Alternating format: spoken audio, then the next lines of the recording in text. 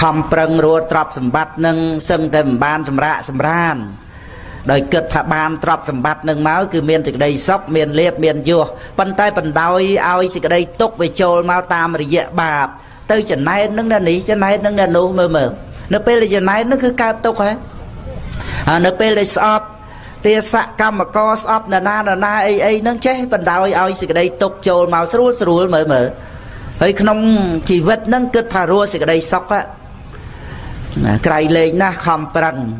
នឹងឯងដល់យើងគិតថាឲ្យតែមានបានលៀបយសទៅបានសុខដល់អញ្ចឹងយើងអត់មានសង្រួមវាអត់មានសង្វរៈ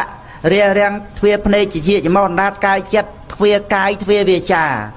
អត់មានសង្រួមអត់មានហាមឃាត់បាបអកុសលអញ្ចឹងគឺវាមានសេចក្តីទុក្ខហូរចូលមកក្នុងជីវិតនឹងឯងមួម៉ៅក្តៅក្រហាយដោយការស្រឡាញ់ស្អប់កប់តោះសពគ្រប់ទាំងអស់នឹងឯងដែលយើងមកពិនិត្យថាមិនបានយកចិត្តទុកដាក់ដើម្បីសេចក្តីសុខក្នុងចិត្តយើងគិតទៅពីរឿងសេចក្តីសុខជាមួយនឹងរបស់ខាងក្រៅហំប្រឹងទៅរហូតដល់ទៅឆ្លោះប្រកែកមានការប្រណាំងប្រជែងវាយតប់អីនឹងយ៉ាងណាក៏ចេះតែប្រព្រឹត្តទៅបាននឹងឯងវាភ្លេចទិសដៅដែលយើងត្រូវការហ្នឹងគឺសេចក្តីសុខមានរឿងអីតិចតួចអត់ចេះអត់ធន់ទេនឹងឯងមានការប្រជែងកុំឲ្យគេថាខ្លួនឯងនឹងវាអន់អីចឹងទៅរហូតដល់ទៅមានការវាយតប់ជាប់ទោសនៅក្នុងលោកហ្នឹងចឹងទៅនឹងឯងរឿងតិចតួចទ្រាំមិនបានប៉ុន្តែទ្រាំទៅនៅក្នុងគុក 4-10 ឆ្នាំអីចឹងទៅដោយសារថាទៅវាយទៅសម្លាប់គេអីចឹងមើលហើយយើងទ្រាំបានតែបន្តិចទៅផ្ទះទូទានបាយស្រួលងូតទឹកស្រួលសម្រានស្រួលដល់អាតិចតួចហ្នឹងយើងទ្រាំបានអត់ហ៊ានមកផ្ទះបានជាជ្រុលវាយគេហើយត្រូវរត់ទៅដេកព្រៃដេកណាយណីភ័យគេចាប់បានទៀត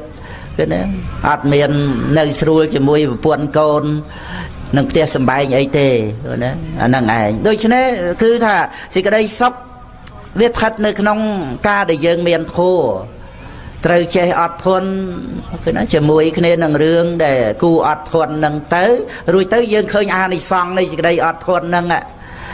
ពុទ្ធបានត្រាស់ដោយខន្តិបារមីនឹងក៏ក្រៃលែងណាស់បន្ទាប់ពីទានបារមីសីលបារមីនឹងមកហើយរឿងក្នុងលោកនេះយើងដឹងឲ្យហើយទៅគឺវាត្រូវតែមានរឿងសម្រាប់ឲ្យយើងអត់ធន់អញ្ចឹងវាមិនអាចរឿងអ្វីនឹងចេះតែបានទៅតាមបំណងប្រាថ្នាទេហ្នឹងឯងយើងត្រូវការមិនចេះគ្រប់គ្រាន់អញ្ចឹងនោះធ្វើម៉េចឲ្យវាមានស្អីឲ្យវាស្កប់ចិត្តទៅហ្នឹងឯងវាត្រូវតែមានតោះយ៉ាងនេះតោះយ៉ាងនោះនឹងគឺត្រូវមានសេចក្តីអត់ធន់គូជាមួយនឹងមេត្តាហ្នឹងឯងគូជាមួយមេត្តាតែអត់ធន់ហាមឃាត់សេចក្តីក្រោធបាន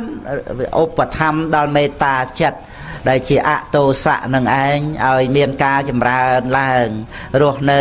យកទឹកទៅលត់ភ្លើងចឹងមិនប្រតិបត្តិយកភ្លើងទៅលត់ភ្លើងទេនឹងឲ្យយកទឹកទៅលត់ភ្លើងណាប្រដីក្នុងជីវិតគឺចាំមេរៀននឹងអញ្ចឹងក្នុងសភាពបែបណាក៏ដោយនឹងឯងត្រូវមានសេចក្តីអត់ធន់ហើយ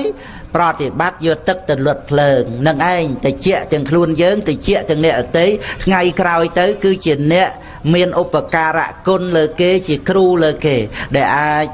ឲ្យអ្នកដតីនឹងឯងយកយើងនឹងឯងជាគំរូណាគឺនឹករលឹកគុណយើងដោយសារថាយើងបានលត់ភ្លើងនឹងឯងបានអ្នកដតីនឹងមិនបានបង្កវិនាសកម្មអីទៅផ្សេងហ្នឹង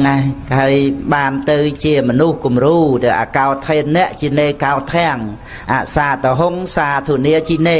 នេកតរិយ៉ាងតេនេនៈសចេនេលិកវេតិនាងប៉ុណ្ណាឲ្យឈ្នះសេចក្តីក្រោធបាននឹងដោយការមិនក្រោធឈ្នះសេចក្តីអាក្រក់បាននឹងដោយសេចក្តីល្អឈ្នះសេចក្តីកំណាញ់ដោយការឲ្យទានឈ្នះពាក្យលេះលោះដោយនិយាយពាក្យសច្ចៈប្រកបពជាចឹងទៅ